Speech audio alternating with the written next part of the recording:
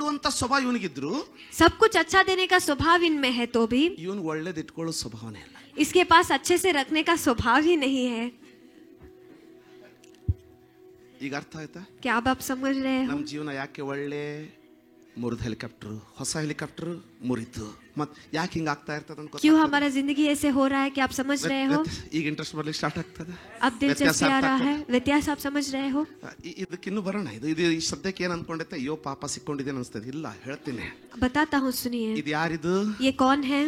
ಅಲ್ಲ, care taker, रखवालीगार.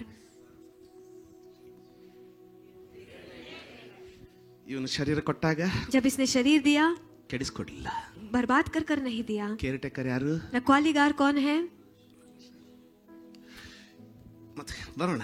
ಇದು ಸ್ವಭಾವ ಏನಪ್ಪಾ ಅಂದ್ರೆ, इसका स्वभाव क्या है? ಏನ್ ಸಿಗ್ತದ ಅಂತ ಕೆಡಿಸೋದು. जो कुछ उसे मिलता है उसे बर्बाद ಅದಕ್ಕೆ कर ಅವನ देता ಹೆಸರು है. ಏನಪ್ಪಾ ಅಂದ್ರೆ, इसीलिए उसका नाम क्या है? ದುಷ್ಟ, दुष्ट, ಮೋಸಗಾರ, धोखेबाज, ಕಳ್ಳ, चोर, ಕೊಲೆಗಾರ. ಕರೆಕ್ಟ್? खूनी.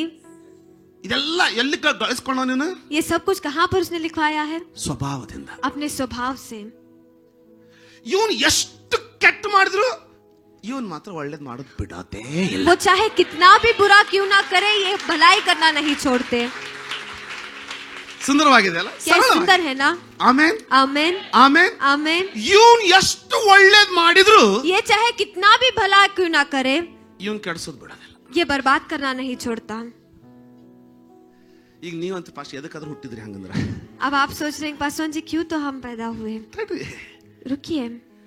ಒಳ್ಳೇದನ್ನ ಕೊಡುವನು, भलाई को देने वाले, ಅದನ್ನ ಕಾಯ್ಕೊಳ್ಳುವ ಶಕ್ತಿಯನ್ನು ನೋಡಿ देखिए उसे रखवाली करने वाले बल को भी वो देते ಈ हैं. ಹುಡುಗನ ಹತ್ರ ಒಂದು ಬಂಗ್ಲೋ ಕೊಡ್ಬೇಕಂದ್ರೆ इस लड़के के हाथ में बंगलो देते हैं ಇವನ್ तो ಮೇಲೆ ಭರವಸೆ ಇರ್ಬೋದಲ್ಲ ಅವನಿಗೆ. इसके ऊपर थोड़ा विश्वास रह सकता है ना मालिक मालिक को. कहता है। मालिक कहता है ನೋಡಪ್ಪ, ಗೆಸ್ಟ್ ಇಲ್ಲ ಅಂದ್ರೆ ನಿಮ್ಮನೆ ಅಂತ ತಿಳ್ಕೊ. अगर अतिथि नहीं है तो तुम्हारा ही घर तुम ಅದ್ರ सोचना, ಗೆಸ್ಟ್ ಇದ್ರೆ लेकिन अगर अतिथि है तो ಬಿಸ್ನೆಸ್ ಅಂತ ಚೆನ್ನಾಗಿ ನೋಡ್ಕೊ. बिजनेस है कि अच्छे से देख लेना. ಗೆಸ್ಟ್ ಬಂದ್ರ अतिथि आ गए, ಇವನು ಸೇವಕ, यह एक दास है. ಗೆಸ್ಟ್ ಹೋದ್ಮೇಲೆ गेस्ट जाने के बाद ಮಾಲೀಕ.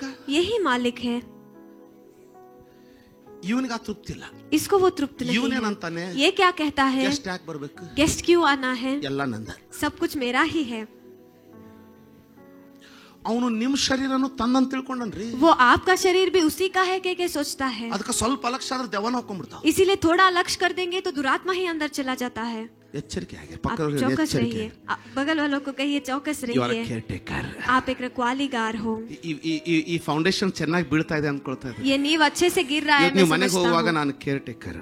आज आप घर वापस लौटते समय मैं एक रखवालीगार ಈಗ हूँ. ಅಲ್ಲಿ ಕೆಳಗೆ ಗಾಡಿ ಹತ್ತಿರಲ್ಲ, अब गाड़ी नीचे आप चढ़ते हो ना, ನಂದ್ ಅನ್ಕೊಳಕ ಹೋಗ್ಬೇಡ್ರಿ. वो मेरा है के मत सोचिए.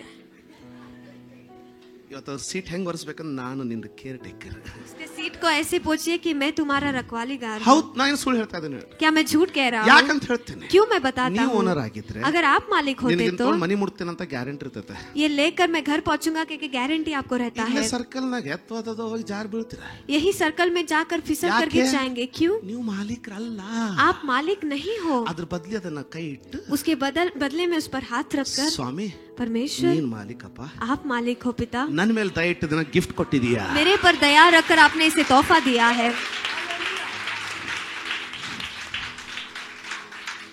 ಹುಷಾರಾಗಿ ಓಡಿಸ್ತೀನಿ, ನಂದಲ್ಲ ನಿಂದು. ಬಿತ್ತಂದ್ರೆ ನಾನು ಕಿವಿಡ್ದು ಕೇಳ್ತೀಯ, ಕೊಟ್ಟಿದ್ ಬೈಕ್ ಏನ್ ಮಾಡಿದೆ.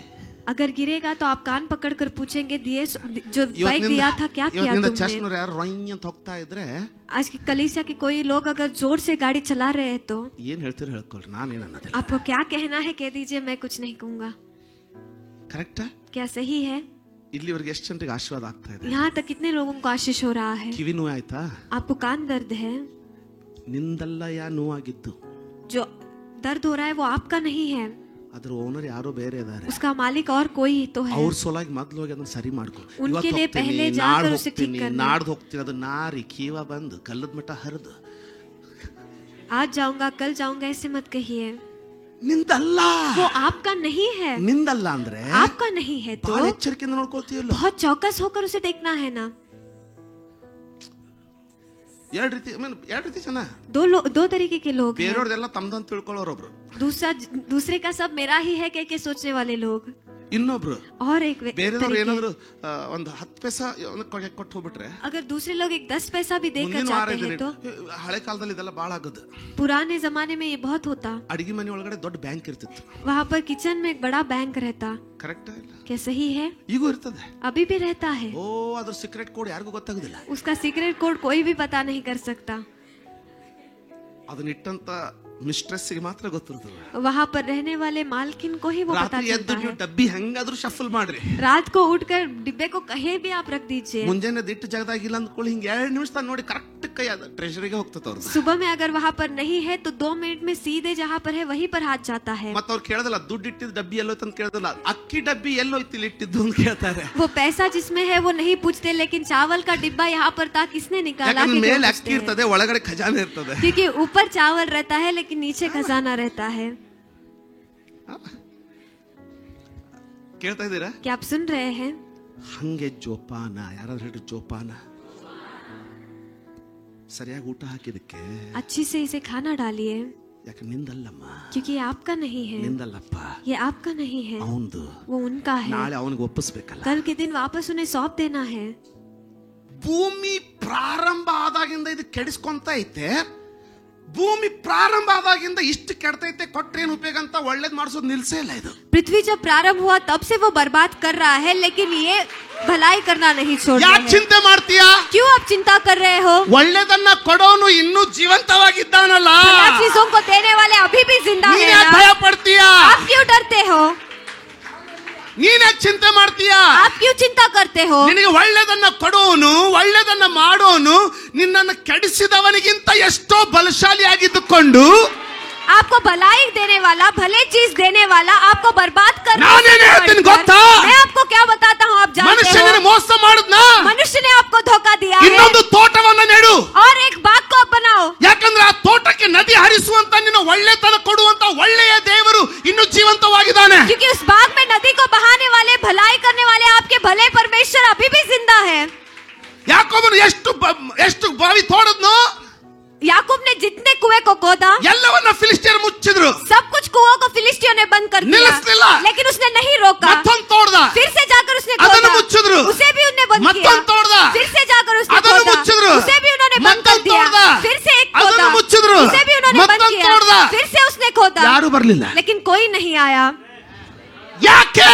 क्यों? ಕೇಳಿ ಯಾಕೆ? सुनिए क्यों, पूछिए क्यों? ಯಾಕೆ ಪಾಸ್ಟ್ರೇ? क्यों पासवान जी?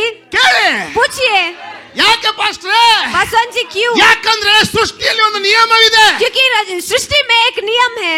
ಈತನಿಗೆ ಅಂತ್ಯ ಉಂಟು, ಈತನಿಗೆ ಅಂತ್ಯ ಇಲ್ಲ. उसको अंत्य है लेकिन इसको अंत्य नहीं है। ಅಂದರೆ इसका मतलब ಕೆಡಿಸುವವನಿಗೆ ಅಂತ್ಯ ಇದೆ, बर्बाद करने वालों को अंत्य है, ಒಳ್ಳೆಯದನ್ನ ಕೊಡುವ ಆತನಿಗೆ ಅಂತ್ಯವೆಂಬುದೇ ಇಲ್ಲ. लेकिन भले चीजों को करने वाले के कोई अंत्य ही नहीं ನಿನ್ನ है। ಹೆಸರು ಕೆಟ್ಟಿದೆಯಾ? आपका नाम खराब हो चुका ಓಡೋದ್ है, ಬೇಡ. आप भाग मत जाइए, ಕಳೆಗುಂದ್ ಬೇಡ. आप हिम्मत मत ನಿನ್ನ हारिए। ಋತುವಿನಲ್ಲಿ ಪ್ರವೇಶಿಸು. आपके ऋतु में आप प्रवेश ಯಾವ कीजिए। ಋತು? कौन सा ऋतु? ಪ್ರಾರ್ಥನೆಯ ಋತು. प्रार्थना का ऋतु। ಮನುಷ್ಯರನ್ನ ಬಿಡು, मनुष्यों को छोड़ देना, ಸ್ನೇಹಿತರನ್ನ ಬಿಡು, दोस्तों को छोड़ ಪ್ರಾರ್ಥನೆಯಲ್ಲಿ देना, ಪ್ರವೇಶಿಸು. प्रार्थना में प्रवेश ನಿನ್ನ करना। ವೈರಿಯ ಮುಂದೆಯೇ ನಿನಗೆ ಔತಣವನ್ನ ಸಿದ್ಧಪಡಿಸುವೆನು ಎಂಬುದಾಗಿ ಈತನು ಹೇಳಿದ್ನಾನಲ್ಲ.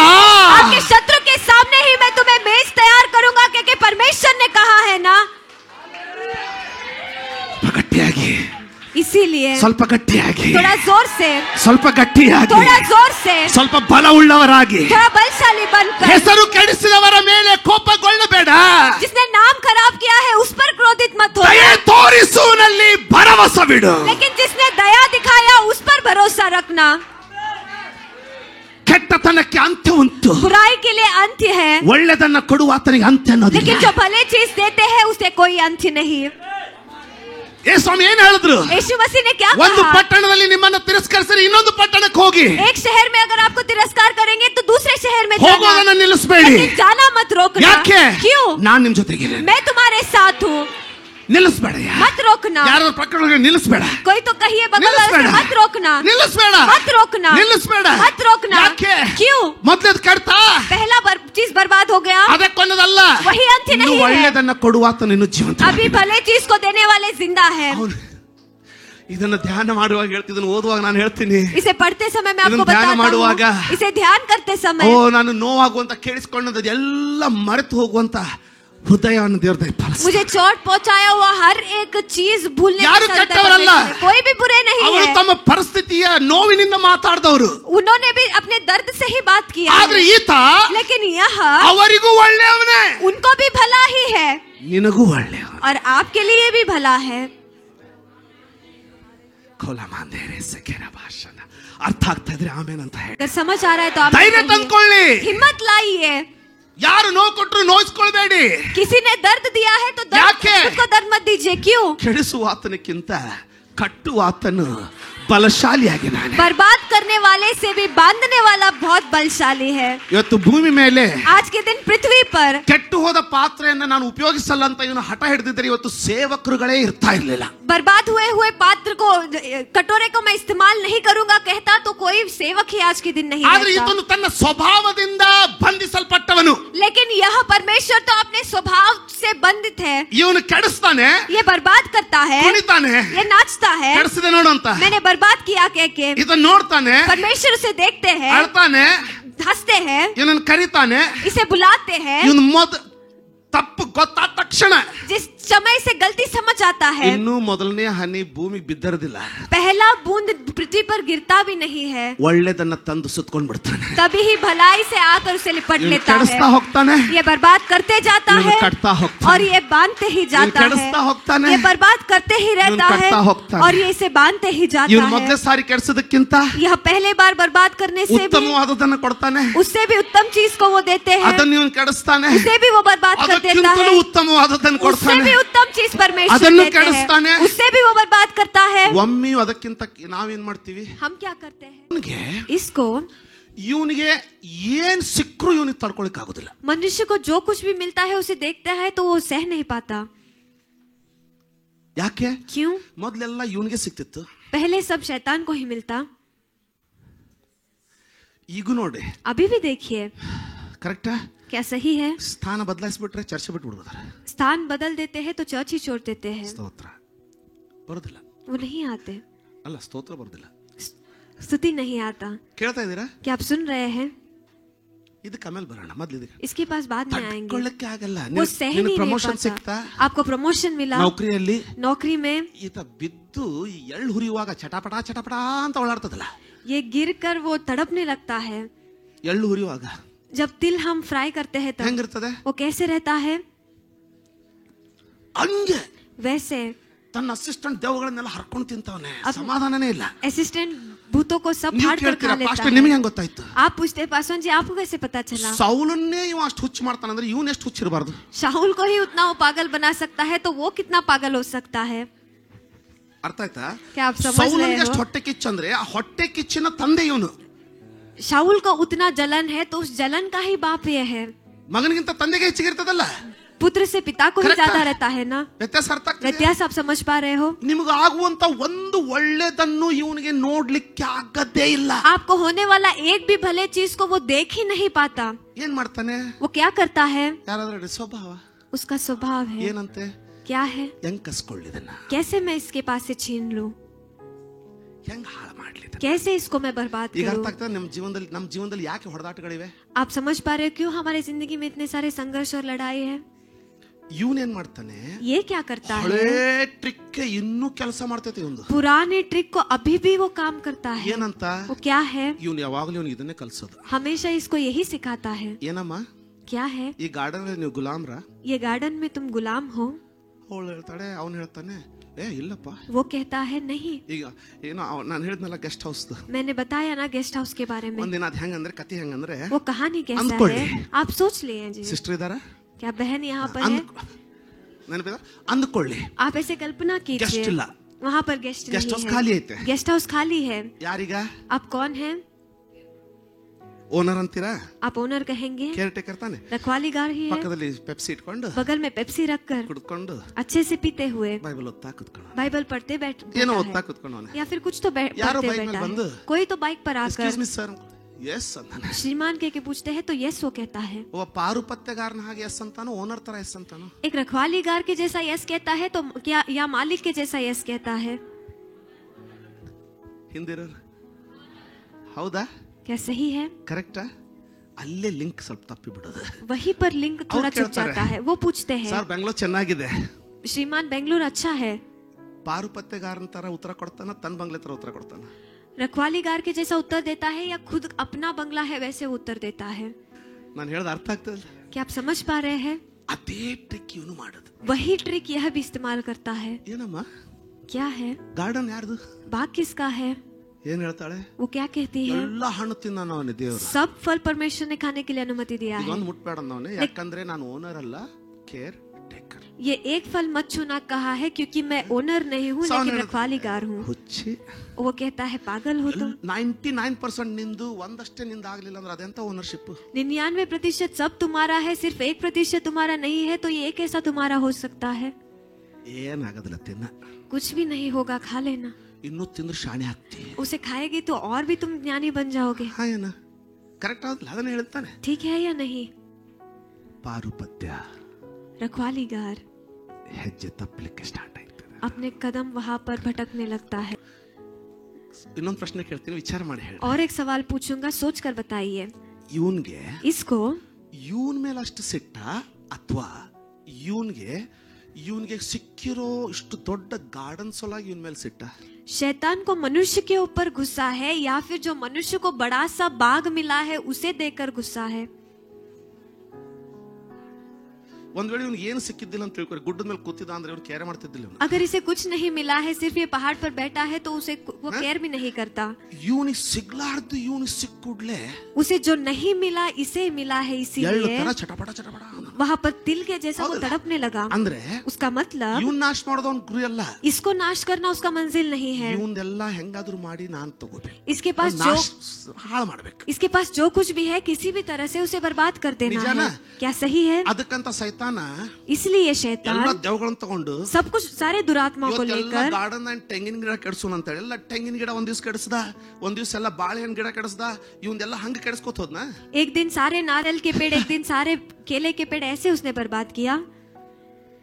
ಸೈತಾನ शैतान ನಿಮ್ಮ ಆಶೀರ್ವಾದಗಳ ಹಿಂದಿಲ್ಲ, आपके आशीष के पीछे नहीं है, ಆದ್ರೆ ಅವನ್ ಹೆಂಗ್ ಹಾಳು ಮಾಡ್ಬೇಕು ಅನ್ನೋದೊಂದು ಬೀಗದ ಕೈ ಇದೆ, ಅದ್ರ ಹಿಂದಿದ್ದಾನೆ. लेकिन उसे कैसे बर्बाद करना है एक चाबी उसके पास है, उसके पीछे वो है. ಪಾಸ್ಟ್ರೆ, पासवान जी, ನನಗೆ ಏನ್ ಒಳ್ಳೇದಾದ್ರೂ ಹಂಗ ಆಗುದಿಲ್ರಿ. मुझे कुछ भी भला होता है तो शैतान सह नहीं पाता. ನೀವು ಪ್ರೀಚ್ ಮಾಡಿದ್ರಲ್ಲ ಅವತ್ತು, आपने उस दिन प्रचार किया ना, ಒಂದು ಪ್ರಮೋಷನ್ ಬರತೈತ್ರಿ, एक प्रमोशन आ रहा है, ಅದಕ್ಕೂ 10 ಮಂದಿ ಅಡಗಲ್ ಹಾಕಾಕ್ತಾರೆ. उसे भी 10 लोग पैर डाल रहे हैं. ಅಲ್ಲ, नहीं. ಟೆನ್ಷನ್ ಮಾಡ್ಕೊಳ್ಬೇಡಿ, आप चिंता मत करना. ಸೈತಾನನ ಆ ಪ್ರಮೋಷನ್ ಹಿಂದೆ ಇಲ್ವೇ ಇಲ್ಲ. शैतान उस प्रमोशन के पीछे है ही नहीं.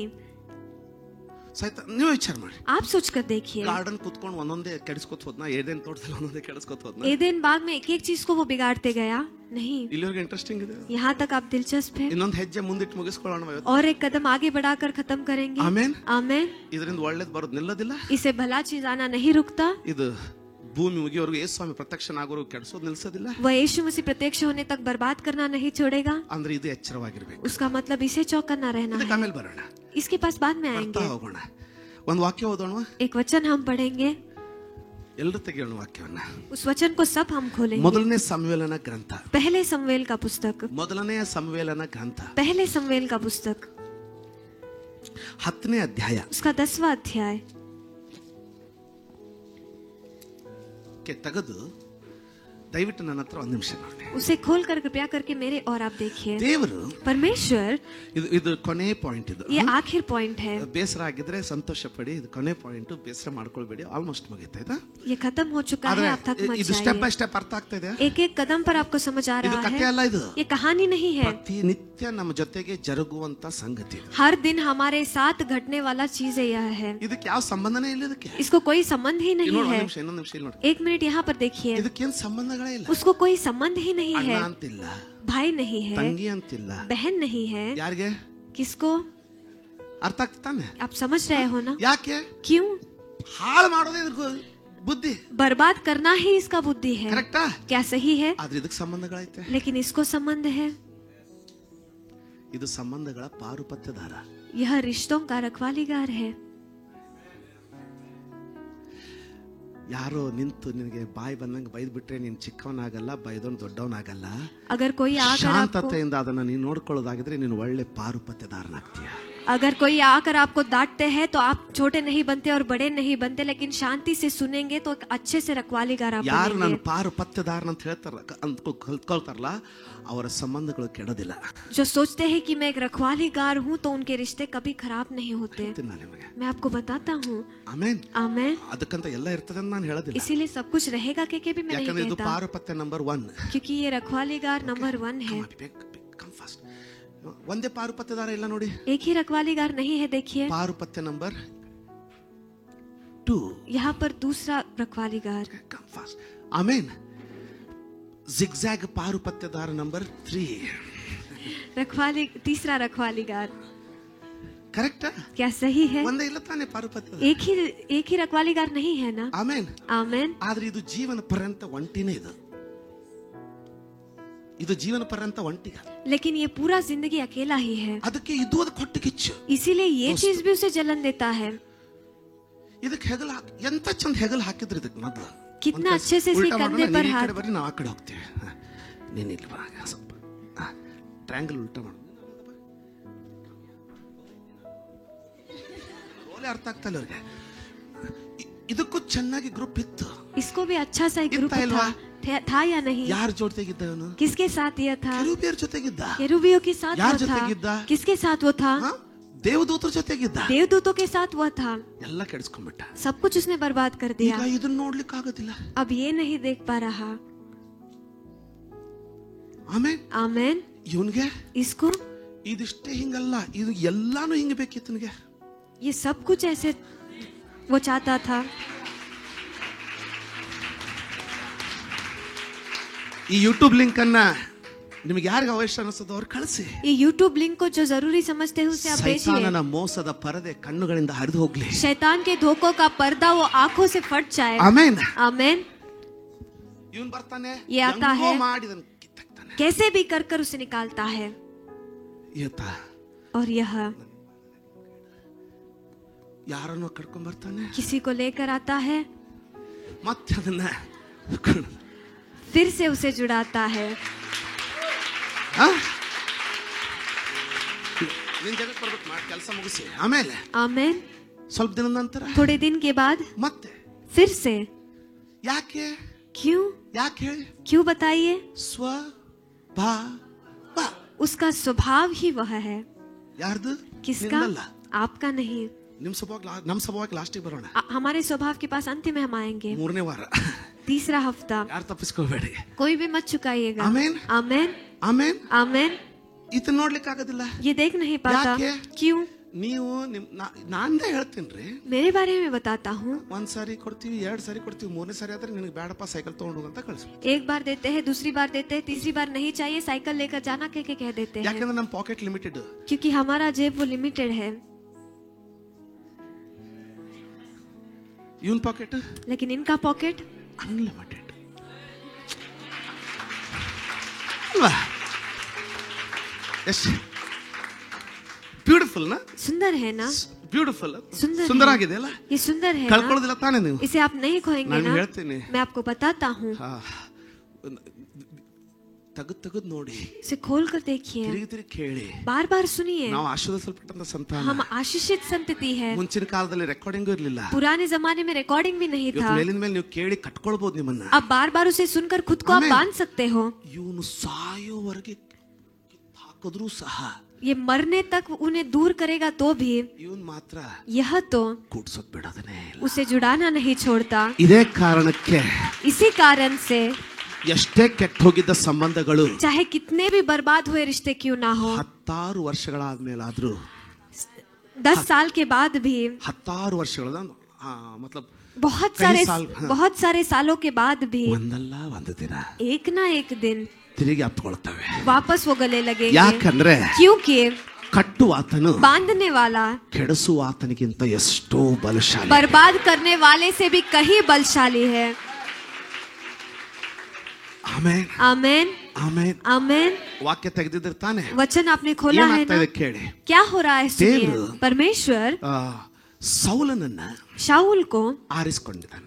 ಮೊದಲನೇ ಅರಸನನ್ನ. ನನ್ನ ನೋಡ್ರಿ ಅಲ್ಲಿ ಇನ್ನೂ ಓದ್ಬಿಟ್ಟು. पहले राजा को उन्होंने चुन लिया है। ಆಮೇನ್. आमेन। ಆದ್ರೆ ದೇವರು ಅದನ್ನ ಸೌಲನಿಗೆ ಹೇಳೋದಿಲ್ಲ. लेकिन परमेश्वर शाऊल को वो नहीं बताते। ಇಂಟ್ರೆಸ್ಟಿಂಗ್ ಅಲ್ಲ? ये दिलचस्प है ना? ಅಲ್ರಿ, ಕೇಳ್ತಾ ಇದ್ದೀರಾ? क्या आप सुन रहे हैं? ಮತ್ತೊಬ್ಬ ಸೌಲ ಇಲ್ಲಿ ಕರೆಕ್ಟ್ ಐತೆ, ಐಡಿ ಸೈಜ್ ಎಲ್ಲ ಕರೆಕ್ಟ್ ಐತೆ. ಎಕ್ಸಾಂಪಲ್, ಓಕೆ, ಇವನನ್ನ ಅರಸನನ್ನಾಗಿ ಆರಿಸ್ಕೊಂಡೆ ಅಂದ್ಮೇಲೆ ಇವನಿಗೆ ಹೇಳ್ಬೇಕಲ್ಲ? इसे मैंने राजा कह के चुना है तो इसे ही बताना है ना? ಹೇಳೋದಿಲ್ಲ ದೇವರ. परमेश्वर नहीं बताते. ಯಾರು ಹೇಳ್ದ? किसको परमेश्वर बताते हैं? ತನ್ನ ಧ್ವನಿಯನ್ನ ಕೇಳುವ ಒಬ್ಬ ಪ್ರವಾದಿ ಇರ್ತಾನೆ. अपने आवाज, उनके आवाज को सुनने वाला एक भविष्यवक्ता है. ಸಮುವೇಲ್ ಹೇಳ್ದ, समूएल को परमेश्वर ने बताया, ಸೌಲನನ್ನ ಆರಿಸ್ಕೊಂಡಿದ್ದೇನೆ. शाऊल को मैंने चुन लिया है. ಸೌಲ್ ಅಂದ್ರೆ ಯಾರಪ್ಪ ಸ್ವಾಮಿ? परमेश्वर शाऊल कौन है? ನೀನ್ ಚಿಂತೆ ಮಾಡಬೇಡ, तुम चिंता मत करना. ನಾಳೆ ಅವನನ್ನ ನಿನ್ನ ಕಡೆಗೆ ನಾನೇ ಕಳಿಸ್ತೇನೆ. कल के दिन उसे तुम्हारे पास मैं ही भेजूंगा. ಆಮೆನ್. आमेन. ನಾನೇ ಕಳಿಸ್ತೇನೆ, मैं ही भेजूंगा. ನೀನು ಮಾತ್ರ लेकिन तुम तो ಅವನನ್ನ उसे ಇಸ್ರಾಯೇಲ್ ಅರಸನನ್ನಾಗಿ ಎಣ್ಣೆ ಹೊಯ್ದು ಅಭಿಷೇಕಿಸು. इजरायली का राजा कह के उसके सिर पर तेल डालकर अभिषेकित करना. ಇವನಿಗೆ ಗೊತ್ತಾಯ್ತಾ? क्या ये जानता है? Be ready for the surprises of God in your life. ನಿಮ್ಮ ಜೀವನದಲ್ಲಿ ದೇವರು ಕೊಡುವಂತ ಆಶ್ಚರ್ಯಕ್ಕೋಸ್ಕರ ಸಿದ್ಧರಾಗಿರಿ. आपकी जिंदगी में परमेश्वर देने वाले आश्चर्य कार्यों के लिए आप तैयार हो ಇವನು ತಂದೆ जाइए. ದುನಿಯಾದಲ್ಲಿದ್ದಾನೆ, ये अपने ही दुनिया में है, but god has already marked him. ದೇವರು ಅವನನ್ನು ಆಲ್ರೆಡಿ ಗುರುತಿಸಿದ್ದಾನೆ. लेकिन परमेश्वर ने पहले से ನಿಮಗೆ ही उस ಅನಿಸ್ತದೆ, पर चिन्ह डाल रखा ನಿಮಗೆ है. ಅನಿಸ್ತದೆ, आपको लगता है ನಮ್ಮ ಕೆಲಸದಲ್ಲಿ ನಾವು ಬಿಸಿ ಇದೀವಂತ. हमारे काम में हम व्यस्त हैं कह ನಿಮಗೆ के, ಗೊತ್ತಿಲ್ಲ, लेकिन आप नहीं ದೇವರು जानते ನಿಮ್ಮನ್ನು ಗುರುತಿಸಿದ್ದಾರೆ. परमेश्वर ने आपको I पहचाना always है. tell myself, मैं ನನಗೆ ಯಾವಾಗಲೂ हमेशा ಹೇಳ್ಕೊಳ್ತಾ ಇರ್ತೀನಿ, मैं हमेशा खुद को कहता be हूँ, ready for the surprise from God. परमेश्वर से एक आश्चर्यकार के लिए तैयार हो रहना. ಆಮೆನ್, आमेन. ಆಮೆನ್. आमेन. ಸಮುವೇಲ್ ಹೇಳಿದಾನೆ ದೇವರು, परमेश्वर ने समूएल से ನಾಳೆ कहा, ಎಷ್ಟೊತ್ತಿಗೆ कल इतने यही समय ನಿನ್ನ पर ಮನೆಗೆ ಕಳಿಸ್ತೀನಿ, तुम्हारे घर को ही मैं उसे भेजूंगा. ಅರಸನಾಗೋನನ್ನ. जो राजा बनने वाला है उसे. ತಲೆಯಲ್ಲೂ ಅರಸ ಅಂತಿಲ್ಲ, इसके दिमाग में भी राजा के बात ಕೇಳ್ತಾ नहीं ಇದ್ದೀರಾ? है. Thank you. क्या आप सुन रहे हैं? ಆಮೆನ್. आमेन. ಅರಸ ಬಂದ, राजा वहाँ पर आ गया, ಅಲ್ಲ ಸೌಲನು ಬಂದ. वहाँ पर शाऊल आ गया, ಅವನು ಕತ್ತೆ ಹುಡುಕ್ತಾ ಇದ್ದಾನೆ, वहाँ पर गधे को ढूंढते हुए वो आ ಕಳೆದು गया ಹೋದಂತ है. ಕತ್ತೆಗಳನ್ನು ಹುಡುಕ್ತಾ ಇದ್ದಾನೆ. वहाँ पर जो गधे खो चुके हैं उसे ಈ ढूंढते ವಚನ हुए ಓದಿದ आया ನಂತರ है. ಒಂದು ವಿಷಯವನ್ನು ನಿಮ್ಗೆ ಹಂಚ್ಕೊಳ್ತೀನಿ. इस वचन को पढ़ने के बाद एक विषय बताऊंगा, सुनिए. ಇದು ಇಂಟ್ರೆಸ್ಟಿಂಗ್ ಆಗಿದೆ ಅಂತ ಹೇಳೋರು ಒಂದ್ಸಾರಿ ಸ್ತೋತ್ರ ಅಂತ ಹೇಳಿ. ಆಮೇನ್, आमेन. ಆಮೇನ್, आमेन. ಆಮೇನ್. आमेन. ಅವನಿಗೆ ಕತ್ತೆ ಅಂದ್ರೆ ಉಪಜೀವನ ಅಂದ್ರೆ ರೊಟ್ಟಿ ಚಟ್ನಿ, ಅದೇ ಚಿಂತೆ. ಅದನ್ನ ಹುಡುಕ್ತಾ ಅವನು ಹೋಗ್ತಾ ಇದ್ದಾನೆ. ಸಿಗದೇ ಇದ್ದಾಗ ಯಾರ ಬಳಿಗೆ ಬರ್ತಾ ಇದ್ದಾನೆ? ಪ್ರವಾದಿ ಹತ್ರ ಬರ್ತಾ ಇದ್ದಾನೆ. ಯಾಕಪ್ಪ ಅಂದ್ರೆ ನೀನು ಎಲ್ಲೆಲ್ಲ ಸುತ್ತಿ ಎಷ್ಟೇ ಕಷ್ಟಪಟ್ಟು ನಿನಗೆ ಆಗದೆ ಹೋದಾಗಲೂ ಚಿಂತೆ ಇಲ್ಲ, ಪ್ರವಾದಿಯ ಹತ್ರ ಮಾತ್ರ ನಿನ್ನ ಪರಿಸ್ಥಿತಿಗೆ ಉತ್ತರ ಇದ್ದೇ ಇದೆ. ಯಾಕಂದ್ರೆ ಯೆಹೋವನು ಆತನು ಅವನ ಮೇಲೆ ನೆಲೆಗೊಂಡಿದ್ದಾನೆ. वहाँ पर गधे को ढूंढते हुए वो घूम फिर कर भविष्यवक्ता के पास आ रहा है, क्योंकि हर जगह ढूंढने के बाद Amen. आपका उत्तर सिर्फ भविष्यवक्ता के पास Don't मिल be सकता an है. opportunist, but be a believing person.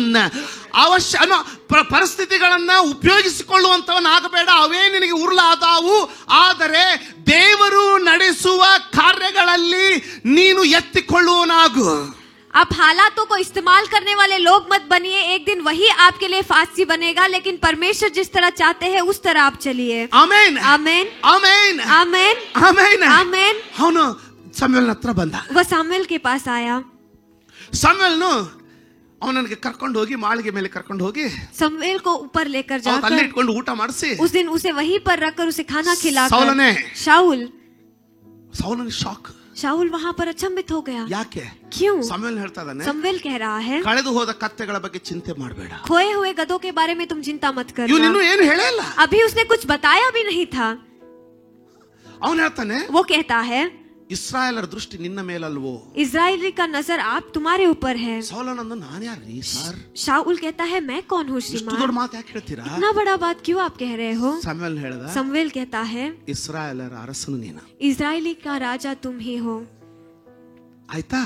ಎಣ್ಣೆ ಹೊರದು वहाँ पर तेल को डालकर ಅಭಿಷೇಕ ಮಾಡಿ अभिषेक कर कर ಕಳಿಸ್ತಾ. उसको उसने भेज ಕಳಿಸುವಾಗ दिया. भेजते समय ನಿನಗೆ ನಂಬಲಿಕ್ಕೆ, विश्वास, तुम्हें ಸೌಲನೇ विश्वास ನೀನು ನಂಬಲಿಕ್ಕೆ, शाऊल तुम ಇಲ್ಲಿಂದ विश्वास ನೀನು करने के ಹೋಗುವಾಗ लिए, यहाँ से तुम जाओगे, जब ಇದು जाओगे ಇದು ಇದು ಇದು ಆಗುತ್ತೆ ये तुम्हारे साथ होगा, ಅಂತ ಚಿಹ್ನೆಗಳನ್ನು ಕೊಟ್ಟ. ऐसे कहकर चिन्ह को उसने ಆ दिया. ಎಲ್ಲ ಚಿಹ್ನೆಗಳು ನೆರವೇರಿತು. वो सारे चिन्ह परिपूर्ण हो गए. ಅರ್ಥ ಆಯ್ತಾ? क्या समझ रहे हो? ಅಂದ್ರೆ उसका मतलब, ನಮ್ಮ ಟಾಪಿಕ್ ಬರೋಣ. हमारे शीर्षक में हम आएंगे. ಆಮೆನ್. ಕೇಳ್ತಾ ಇದ್ದೀರಾ? क्या आप सुन रहे ಅಂದ್ರೆ हैं? ಇವನು उसका मतलब यह, ಇಸ್ರಾಯೇಲ್ ಅನ್ನು ಎಷ್ಟು ಹಾಳು ಮಾಡಿದ್ರು ಸಹ इजरायली को कितना भी बर्बाद क्यों ना करे, ಇವನು ಮತ್ತೆ ಒಳ್ಳೆದನ್ನ ಮಾಡೋದಕ್ಕೆ ಸೌಲನನ್ನ ಆರಿಸಿಕೊಂಡ. फिर से भले चीजों को करने के लिए परमेश्वर ने शाऊल को चुन लिया. ಈಗ ಸೌಲನಿಗೆ ಏನೇನು ಸಿಕ್ತು? अब शाऊल को क्या क्या मिला? ಅರಸುತನ, वहाँ पर राजा वो बन गया, अधिकार उसे मिला। ಆದ್ರೆ ಅದ್ರ ಜೊತೆಗೆ ಇನ್ನೊಂದು ಸಿಕ್ತು, ಅದನ್ನ ಓದ್ಕೊಳ್ಳೋಣ। उसके साथ लेकिन उसको और एक चीज मिला, उसे हम पढ़ेंगे। ಓದ್ತೀರಾ? क्या आप पढ़ेंगे? 10ನೇ ಅಧ್ಯಾಯದ 9ನೇ ವಚನ ಎಲ್ಲರೂ ಕೂಡಿ ಗಟ್ಟಿಯಾಗಿ ಒಂದ್ಸರಿ ಓದ್ತೀರಾ ಮುಗಿಸ್ಕೊಳ್ಳೋಕೆ ಮುಂಚೆ? पहले 1 2 3 9ನೇ ವಚನ।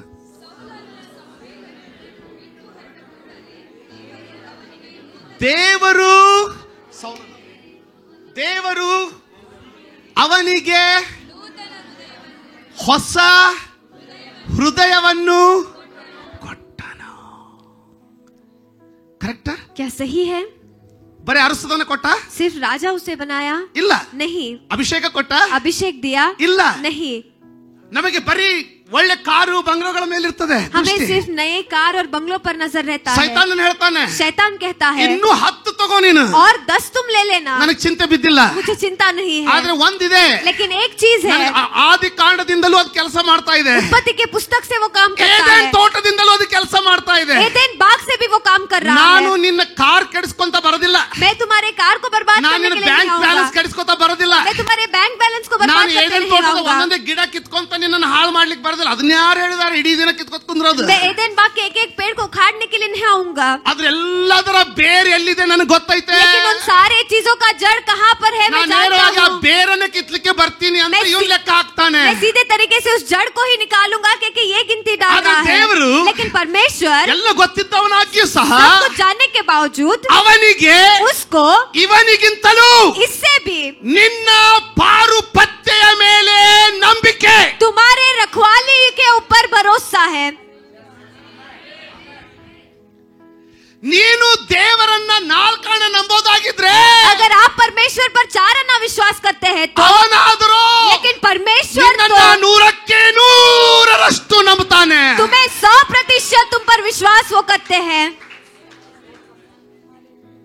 ನೀನು 100 ಬಾರಿ ಅದನ್ನ ಮುರಿದುಕೊಂಡ್ರು ಸಹ, आप 100 बार उसे तोड़ेंगे तो भी, ಒಂದೇ ಸಾರಿ ಪಶ್ಚಾತ್ತಾಪ ಪಟ್ರೆ, एक ही बार पश्चाताप करेंगे तो, ಈ ಸಾರಿ ಹೆದರಿ ಅವನು 50% ನಿನ್ನನ್ನು ನಂಬುವನಲ್ಲ। इस बार डर कर 50% आप पर विश्वास नहीं करते, ಅದರ ತದ್ವಿರುದ್ಧವಾಗಿ लेकिन उसके विरुद्ध में ಇವನಿಗೆ ಸವಾಲು ಹಾಕಿ इसको चुनौती डालकर ಮತ್ತೆ 100% ನಿನ್ನನ್ನು ನಂಬುತ್ತಾನೆ। फिर से 100% आप पर विश्वास वो करते हैं। ಯಾರಿಗಾದ್ರೂ ಅರ್ಥ ಆಗ್ತಾ ಇದ್ರೆ ಒಂದ್ಸರಿ ಆಮೇನ್। अगर आप समझ पा रहे तो आमीन आप ಮತ್ತೆ कहिए। 100% ಅರ್ಥ। फिर से 100% विश्वास करते हैं। ಆಮೇನ್। आमीन। ದೇವರು ಇದನ್ನ ನೋಡ್ದ, परमेश्वर ने इसे देखा, ಇದನ್ನ ಹೇಳಿ ಮುಗಿಸ್ತಾ ಇದ್ದೀನಿ ಈಗ। इसे बताकर मैं खत्म ಈಗ ನಾನು ನಿಮಗೆ करूंगा। ಕೇಳ್ತೀನಿ, अब मैं आपसे पूछूंगा, ಯಾಕೆ ತನ್ನಲ್ಲಿ ಒಳ್ಳೆ ಮನಸ್ಸಿರ್ಲಿಲ್ವಾ? क्यों इसके अंदर अच्छा मन नहीं था? ಮತ್ತೆ ಯಾಕೆ ಹೊಸ ಮನಸ್ಸನ್ನು ಕೊಡ್ಬೇಕಿತ್ತು? फिर से क्यों नए मन को परमेश्वर ने ಯೆಹೋವನ दिया? ತನ್ನ ಅಭಿಷೇಕವನ್ನು ಸುರಿಸಿದ್ನಲ್ಲ, यहोवा ने अपने अभिषेक को बरसाया ಯೆಹೋವನ ना। ಆತ್ಮನು ಅವನ ಮೇಲೆ ಇಳಿದು ಬಂದನಂತ ಬರೆದಿದೆ। यहोवा का आत्मा उस पर उतर आया के लिखा गया है। ಆಮೇನ್। आमीन। ಆಮೇನ್। आमीन। ಒಂದು ನಿಮಿಷ ಬೇಗ ಬಂದ್ಬಿಡಿ, ಒಬ್ಬ ಬೇಗ ಬೇಗ ಬೇಗ ಇಲ್ಲಿ ನಿಂತ್ಕೊಳ್ಳಿ, ಈ ಕಡೆ ಆಮೇನ್। आमीन। ದಯವಿಟ್ಟು ಮನೆಗೆ ಹೋಗಿ ಪರಿಶೀಲಿಸಿ, ನೀವು कृपया करके इसे जाकर घर जाकर पेज जांच परिशीलिಸಿ, लीजिए। हर एक पन्ना घुमाकर आप जांच लीजिए। ಗೂಗಲ್ ಅಲ್ಲಿ ಪರಿಶೀಲಿಸಿ। गूगल में आप जाकर जांच लीजिए। ಮತ್ತೇನು ಉಳಿತಾ? और क्या बच गया? ಎಲ್ಲೆಲ್ಲ ಹುಡುಕ್ತದ ಹುಡುಕಿ। हर एक चीज में आप ढूंढिए। ದಾವೀದನನ್ನು ಅರಸನನ್ನಾಗಿ ಮಾಡಿದಾಗ दाऊद को जब परमेश्वर ने राजा बनाया, ನೂತನ ಮನಸ್ಸನ್ನು ಕೊಟ್ಟನು ಅಂತ ಎಲ್ಲೂ ಬರ್ದಿಲ್ಲ। नए हृदय को परमेश्वर ने दिया है कि कहीं भी नहीं लिखा है। ದಾವೀದನನ್ನು ಕೊಡುವಾಗ दाऊद को देते समय ಅಭಿಷೇಕಿಸಿದನು, अभिषेक परमेश्वर ने ಯೆಹೋವನ किया। ಆತ್ಮನು ಆತನ ಮೇಲೆ ಇಳಿದನು। यहोवा का आत्मा उस पर उतर आया। ಆದ್ರೆ ಸೌಲನನ್ನು ಕರೆಯುವಾಗ लेकिन शाऊल को बुलाते समय ಯೆಹೋವನ ಆತ್ಮನು ಬರೋದಕ್ಕಿಂತ ಮುಂಚೆ यहोवा का आत्मा आने से पहले ನೂತನ ಹೃದಯವನ್ನು ಕೊಟ್ಟನು। एक नए से मन को परमेश्वर ने उसे दे दिया।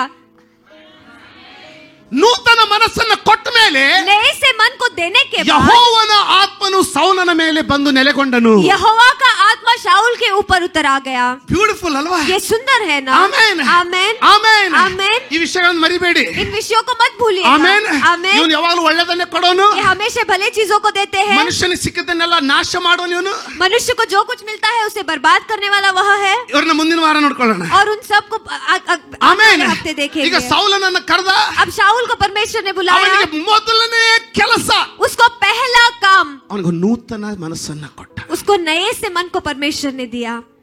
ಕೇಳ್ತಾ ಇದ್ದೀರಾ? क्या आप सुन रहे हैं? ಯಾಕೆ क्यों?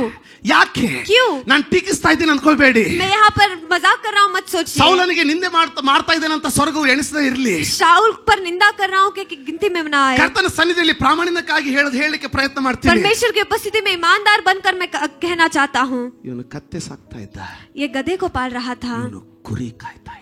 और ये बकरियों को चरा रहा था. ಕತ್ತೆ ಕಾಯೋನಿಗೆ गधे को पालने वाले को ಕತ್ತೆ ಬುದ್ಧಿ ಚೆನ್ನಾಗಿ ಗೊತ್ತು, गधे का बुद्धि अच्छी तरीके से जानता है. ಕುರುಬನಿಗೆ लेकिन एक चरवाह को ನೂತನ ಮನಸ್ಸಿನ ಅವಶ್ಯಕತೆ ಇಲ್ಲ. नए से मन की जरूरत नहीं है. ಹುಟ್ಟಿದಂದಿನೇ ಕುರಿಗಳನ್ನ ತನ್ನದೆಂಬುದಾಗಿ ಭಾವಿಸಿ ಕರಡಿಗಳನ್ನ ಎದುರಿಸಿದವನು. बचपन से ही वो सारे बकरी मेरे है के सोच कर सारे भालुओं का सामना उसने किया. ಆ ಹೃದಯ ಕತ್ತೆ ಕಾಯೋನಿಗೆ ಏನ್ ಗೊತ್ತು? वह हृदय गधे को पालने वाला क्या जानता है? ಆದ್ರೆ ದೇವರು लेकिन परमेश्वर ಕತ್ತೆ ಸಾಕದವನನ್ನು ಕರೆದ.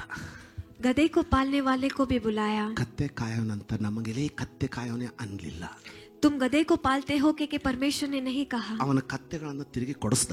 अपने उसके गधे को वापस लौटा दिया. ಆದ್ರೆ ಕತ್ತೆ ಬುದ್ಧಿಯಿಂದ ಹೊರಗೆ ತೆಗೆಯೋದಕ್ಕಾಗಿ ನೂತನ ಮನಸ್ಸನ್ನು लेकिन गधे के बुद्धि से निकालने के लिए नए से मन को परमेश्वर ने उसे दे ಇವನಲ್ಲಿ ಅದು दिया. ಮೊದಲೇ ಇತ್ತು. इसके अंदर पहले से ही वो था. ದೇವರ ಆತ್ಮನು ಮಾತ್ರ ಬೇಕಿತ್ತು. पवित्र आत्मा की सिर्फ जरूरत थी. ಎಷ್ಟೊಂದಿಗೆ ವ್ಯತ್ಯಾಸ ಅರ್ಥ ಆಯ್ತು? कितने लोगों को व्यत्यास समझ आ रहा है? अब ಪಾರುಪತ್ಯದಾರನ ಕೆಲಸ ಏನು? रखवालीगार का काम क्या है? ನೂತನ ಇಲ್ಲದ ಮನಸ್ಸನ್ನ ಒಳ್ಳೆ ಮನಸ್ಸು ಇಲ್ಲದೇ ಇದ್ದಂತ ಒಳ್ಳೆ ಮನಸ್ಸನ್ನ ಕೊಟ್ಟ ಮೇಲೆ जो भला मन नहीं था उसे भी देने के बाद ಕಾಯ್ಕೊಳ್ಳೋ ಕೆಲಸ ಯಾರ್ದು? रखवाली करने का मन किसका है? ಪಾರುಪತ್ಯದಾರನದು. रखवालीगार का है. Thank you. ಯಾರು ಅನ್ಬೇಡಿ, कोई भी मत कहिए ನಾನು ಕಲ್ತಿಲ್ಲ, मैं सीखा नहीं हूँ, ನನಗೆ ಗೊತ್ತಿಲ್ಲ. मैं नहीं जानता. ದೇವರು ನಿಮ್ಮನ್ನು ಕರೆಯುವಾಗ परमेश्वर जब आपको बुलाते हैं ಏನು ಅವಶ್ಯ ಇದೆಯೋ जो जरूरी है ಅದನ್ನ ನಿಮ್ಮ ಮೇಲೆ ಕೊಡ್ತಾನೆ. वो आपके ऊपर वो देते हैं. ಆದ್ರೆ ಕಾದ್ಕೊಳ್ಳೋದು ಯಾರ ಕೆಲಸ? लेकिन रखवाली करना किसका काम है? ಕಾದುಕೊಳ್ಳೋದೇನಿದೆಯಲ್ಲ, ये रखवाली करना जो है ना, ಈತನ ಜೊತೆಗೆ ದೊಡ್ಡ ಹೊಡೆದಾಟ ಇದು. इसके साथ एक बड़ा सा युद्ध हुआ है.